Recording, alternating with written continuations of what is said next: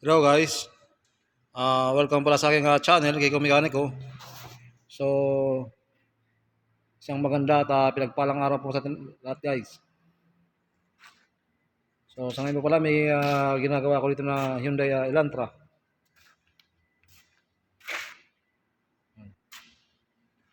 Hyundai Elantra.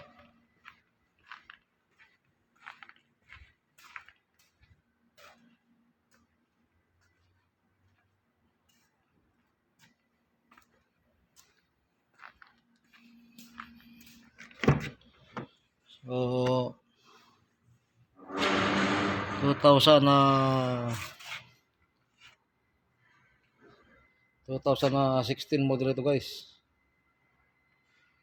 15-16 para saan po ito. So, ang isip po nito guys, ano, merong humming sound. Merong humming sound pagka nire-revolusyon yung engine. So, kung mapapansin po natin guys, tanggal yung fan belt. Tinanggal ko po yung fan belt. Papaandarin ko po guys para madinig niyo po yung yung sinasabi ko na ingay.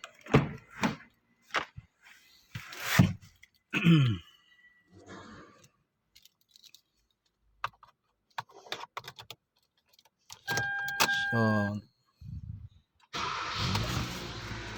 i-revolution ng konti guys.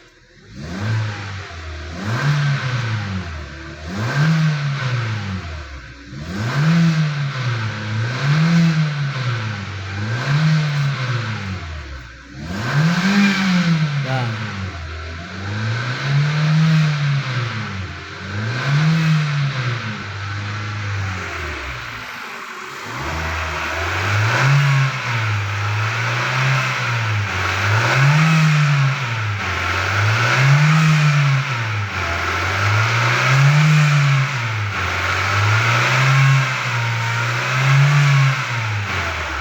Yan. Yan, ingay guys oh.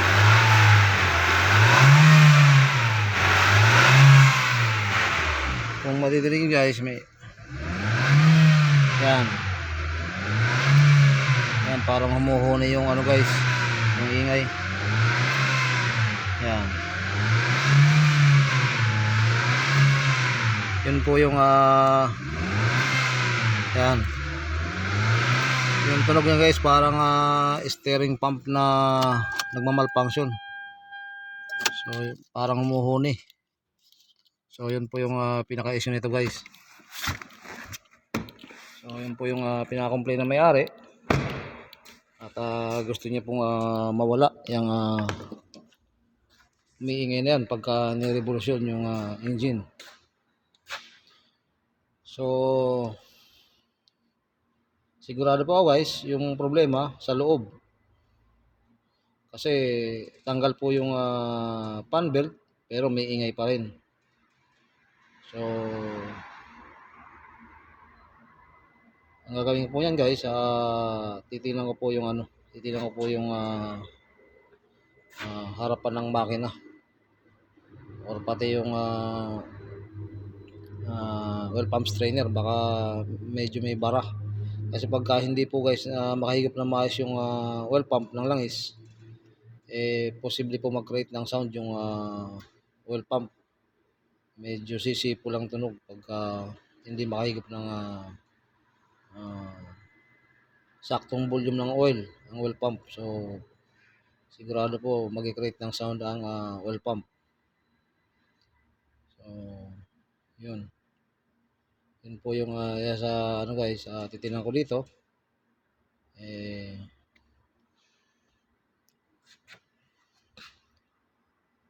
Sa pagka nag-check po tayo guys ng ingay ng makina, una po natin gagawin, pagka halimbawa dito sa bandang harapan, tatanggalin po natin yung belt. So, check po natin yung mga bearings ng alternator, compressor, or yung fan belt idler fan belt bearing. So, may problema yung mga bearings or yung pump mismo, yung pump, yan.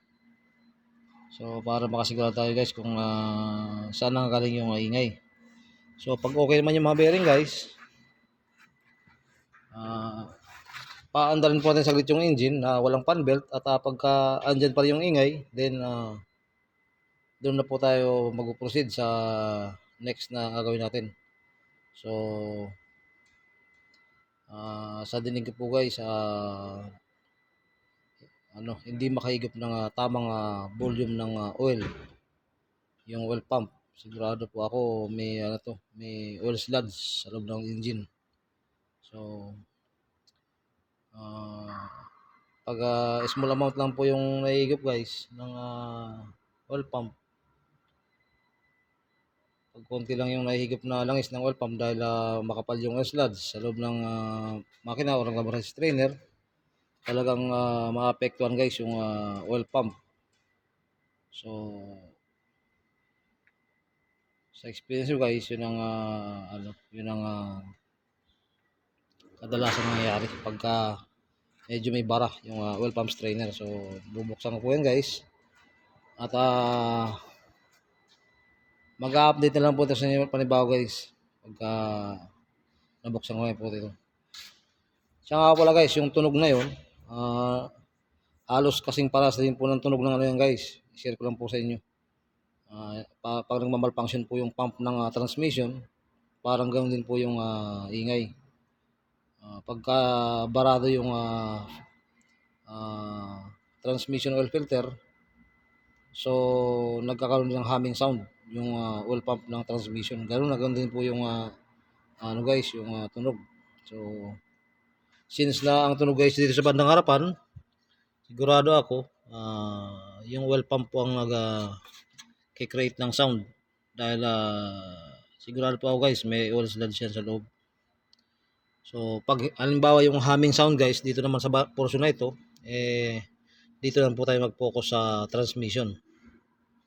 Posibleng bearing ng transmission or barado yung filter ng oil pump transmission or yung pump mismo may problema na. So, parehas po ang sounds guys. Nag-humming. So, tulad nga po ng banggit ko, since na dito po yung humming sound, dito po ako magpo-focus. So, sa akin guys, hanggang dito lang po muna ang video at mag-update na lang po ito ng panibago guys pagka nabuksan ko na po ito. Kung ano po yung makikita ko na pinaka-problema nito. So, hanggang dito lang po muna ang video guys. Maraming salamat po. God bless.